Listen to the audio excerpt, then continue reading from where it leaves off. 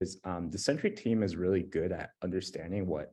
us as developers want, and so I have noticed a pattern of we build something internally because we're like, oh, we should start tracking this, and then turns out that we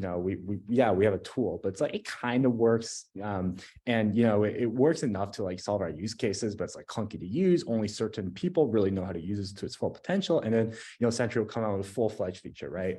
Very recently, Sentry has like this performance and observability around spans, and so we can kind of track the entire essentially like down to the function of an entire span over like multiple seconds, right? So you can see like thousands of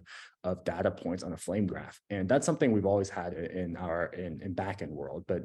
through Python's instrumentation, but not necessarily in Swift. And we used to write like all these little markers in code that would suck, and then you would have to interpret numbers and average them together, and only a few people actually knew how to read that. But then when Sentry comes out with tooling like this, it is super helpful, because it's like there's an entire enterprise ready and production ready application to help you there. So we've kind of used Sentry for most of our mobile use cases on any types of stability and performance, and that goes from crash rates to hang rates, to even like fixing those things, just because we get better stack traces and things are grouped and tagged. It's just easier to get aggregate data and create conclusions.